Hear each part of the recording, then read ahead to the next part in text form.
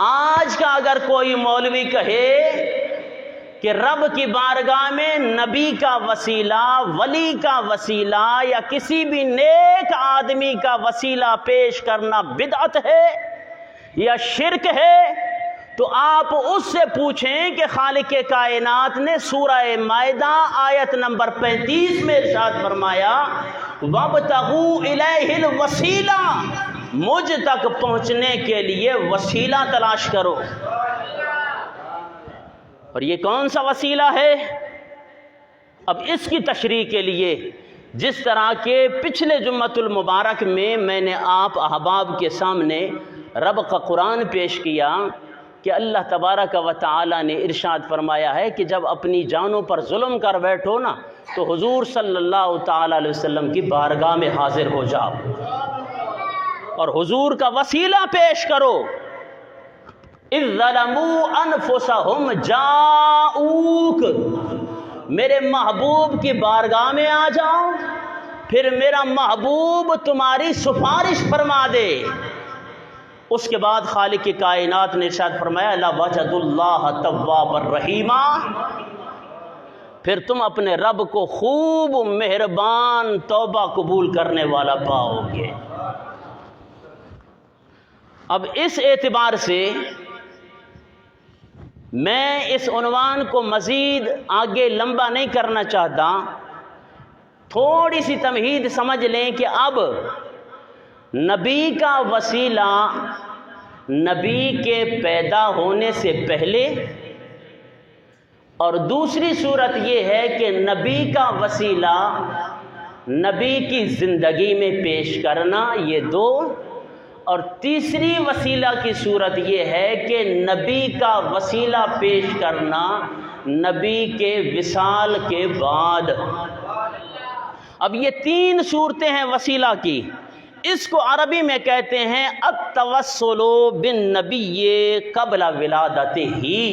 اور دوسرا جناب والا التوسل بالنبی فی حیاتہ، اور تیسرا ہے التوسل بالنبی فی بعد وفاتہ۔ اب اس کے لیے ہم نے قرآن پاک سے پوچھنا ہے کہ کیا نبی کا وسیلہ پہلی امتوں نے بھی دیا؟ کیا صحابہ نے بھی دیا؟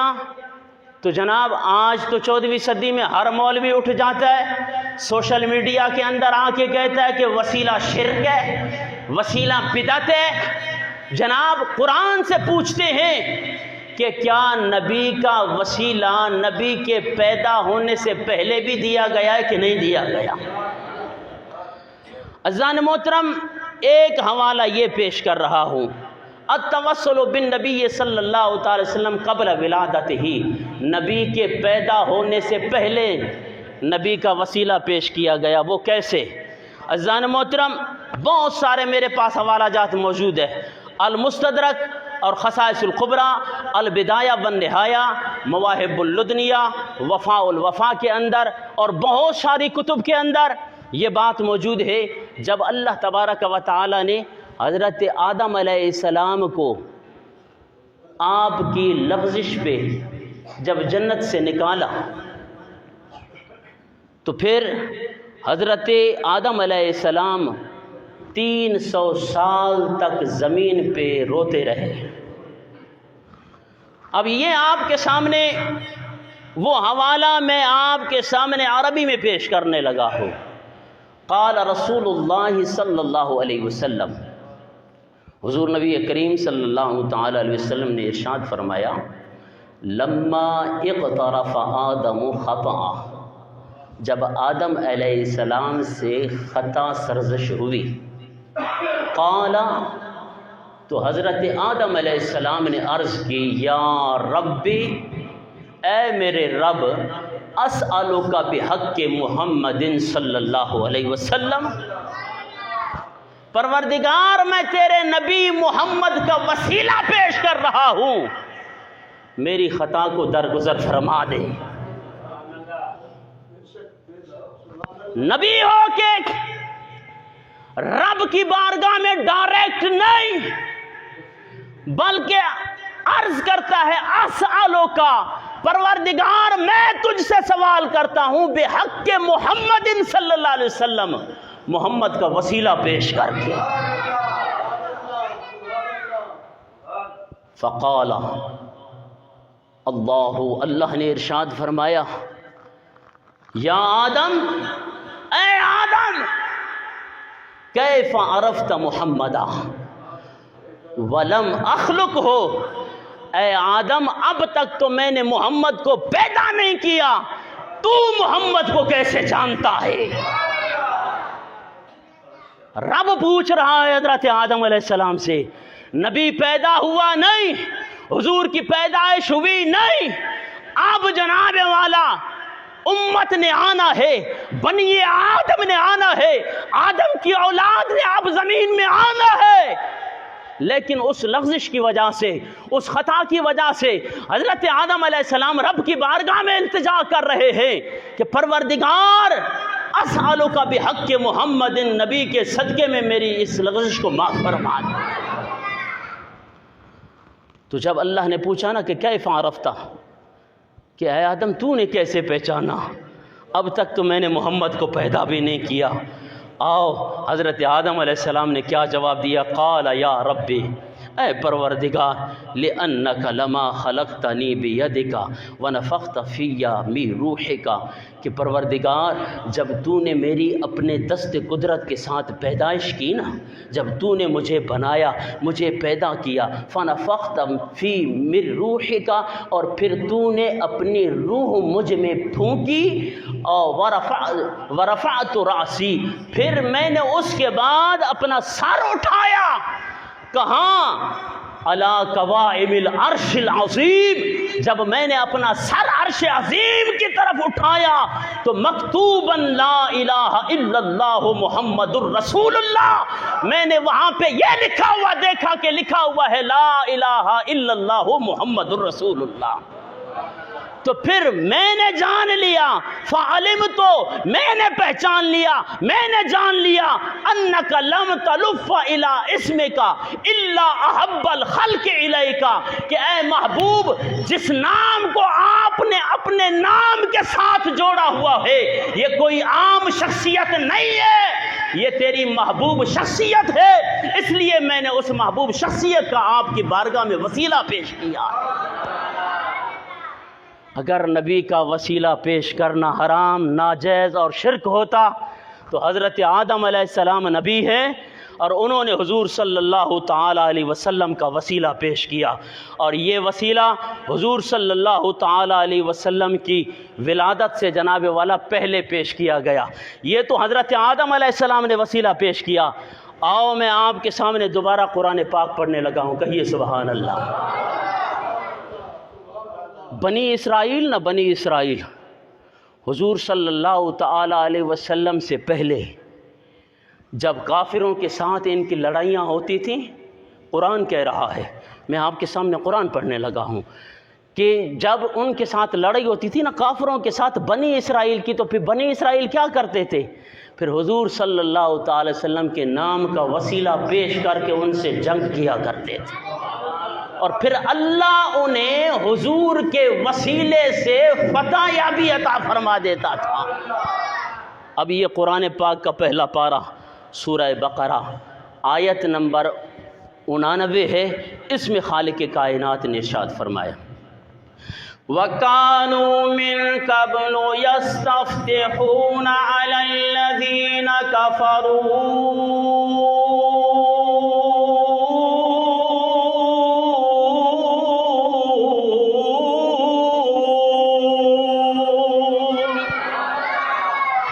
رب تعالیٰ نے پہلا پارہ